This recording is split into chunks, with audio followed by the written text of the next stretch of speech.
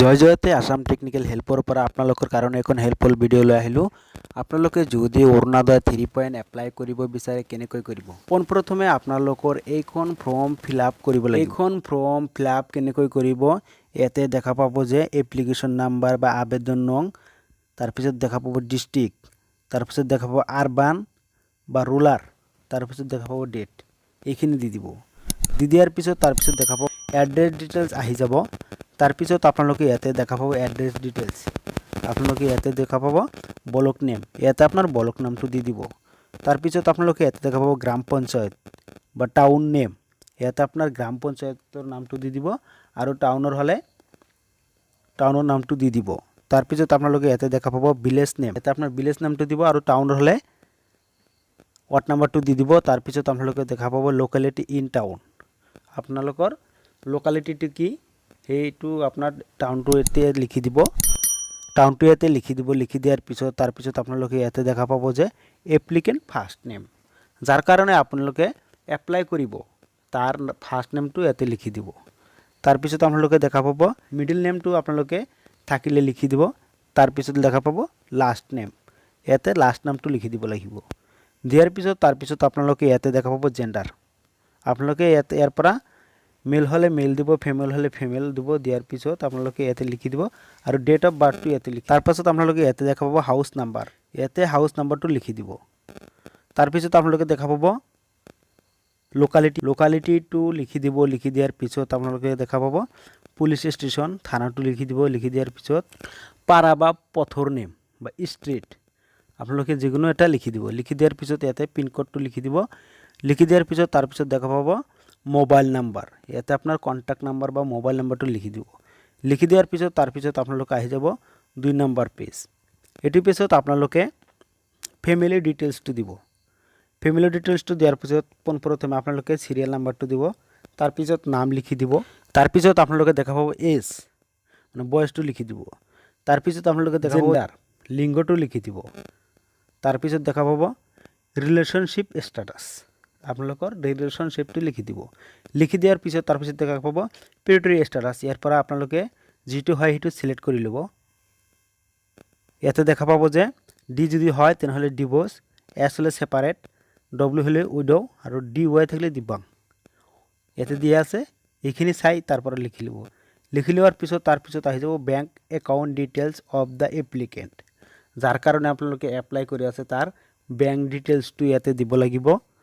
পোনপ্ৰথমে লিখিব লাগিব IFC কোড, তাৰপিছত দেখা পাব যে বেংক নেম, তাৰপিছত দেখা পাব যে বেংক ব্ৰাঞ্চ নেম, তাৰপিছত দেখা পাব যে একাউণ্ট নাম্বাৰ,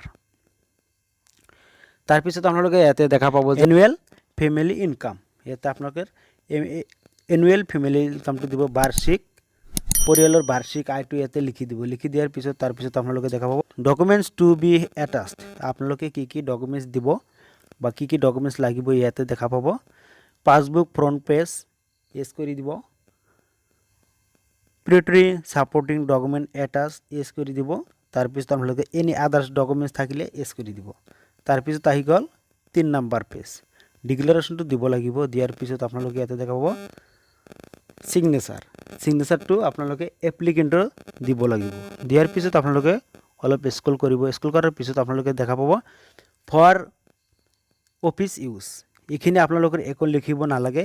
এইখিনি য'ত আপোনালোকে যিটো জমা দিব লাগিব তাৰ পৰাই কৰি ল'ব। এইখিনি মানে অৰুণোদয় 3টো এপ্লাই কৰিবৰ বাবে আপোনালোকৰ কি কি ডকুমেণ্টছ লাগিব সকলো ডিটেইলছ এই ভিডিঅ'ত জনাই দিয়া হ'ব। আপোনালোকে গুগল বা ক্ৰমত অহাৰ পিছত আপোনালোকে চাৰ্চ কৰিব মাই স্কিম। মাই স্কিমটো আহি যাব। মাই স্কিমত অহাৰ পিছত আপোনালোকে ইয়াতে দেখা পাব যে চাৰ্চ অপশ্যন আছে, ইয়াতে আপোনালোকে চাৰ্চ কৰি দিব অৰুণোদয়। চাৰ্চ কৰি দিয়াৰ লগে লগে আপোনালোকে ইয়াতে দেখা পাব আসাম অৰুণোদয় স্কিম, আপোনালোকে ইয়াতে ক্লিক কৰি দিব। আসাম অৰুণোদয় স্কিমত ক্লিক কৰাৰ লগে লগে আপোনালোকৰ সন্মুখত তেনেকৈ আহি যাব। আপোনালোকে পোনপ্ৰথমে ইয়াতে দেখা পাব বেনিফিটছ, ইয়াতে ক্লিক কৰিব। ইয়াতে অৰুণোদয় বেনিফিটছৰ বিষয়ে দিয়া আছে, আপোনালোকে ইয়াৰ পৰা পঢ়ি ল'ব। পঢ়ি লোৱাৰ পিছত তাৰপিছত আপোনালোকে দেখা পাব এলিজিবিলিটিত ক্লিক কৰিব। ক্লিক কৰাৰ পিছত আপোনালোকে এইখিনি আপোনালোকে SMS কৰি চাব পাৰিব। SMS কৰি চালে আপোনালোকে ইয়াতে দেখা পাব যে বাৰ্ষিক আয় 2 লাখতকৈ কম হোৱা মানে হ'ব লাগিব। অৰুণোদয় আঁচনিৰ হিতাধিকাৰী হ'বলৈ হ'লে আপুনি আৰু মহিলা হ'ব লাগিব। কেৱল মহিলাসকলৰ বাবে অৰুণোদয় আঁচনি প্ৰযোজ্য। তাৰপিছত দেখা পাব গাঁৱে ভূঞে কাচ্চা হাউচ বসবাস কৰা পৰিয়াল। গাঁৱে ভূঞে থকা যিবোৰ গাঁৱে ভূঞে আছে সেইবোৰৰ কাচ্চা হাউচ থাকিব লাগিব। তাৰপিছত দেখা পাব অসম অৰুণোদয় আঁচনিৰ বাবে হিতাধিকাৰী বাছনিৰ সময়ত বিধৱা মহিলা, পৃথক মহিলা, শাৰীৰিকভাৱে অক্ষম ব্যক্তি, অবিবাহিত ছোৱালী, ৩৫ বছৰতকৈ অধিক বয়স আদিৰ বাবে অগ্ৰাধিকাৰ দিয়া হৈছে। তাৰপিছত দেখা পাব গাঁৱত সৰ্বাধিক ১৫ বিঘা মাটি থকা পৰিয়ালটোও আঁচনিৰ বাবে যোগ্য। আপোনাৰ যদি গাঁৱত ১৫ বিঘা মাটি থাকে তেনেহ'লে আপুনিও যোগ্য হ'ব অৰুণোদয় আঁচনিৰ বাবে। তাৰপিছত দেখা পাব সৰু চহৰত সৰ্বাধিক ৩ কটা ভূমি আৰু কামৰূপ মেট্ৰত 1.5 কটা ভূমি থকাটোও আঁচনিৰ বাবে যোগ্য। যদি চহৰৰ মানুহ হয় তেনেহ'লে 3 কটা মাটি থাকিলেও অৰুণোদয়ৰ বাবে এপ্লাই কৰিব পাৰিব। তাৰপিছত আপোনালোকে ইয়াতে দেখা পাব আবেদন প্ৰক্ৰিয়া, ইয়াতে ক্লিক কৰি দিব। আবেদন প্ৰক্ৰিয়া কেনেকৈ কৰিব, কেনেকৈ আবেদন কৰিব লাগিব সকলো ডিটেইলছ ইয়াতে দিয়া আছে। ইয়াৰ পৰা আপোনালোকে ভালকৈ চাই ল'ব।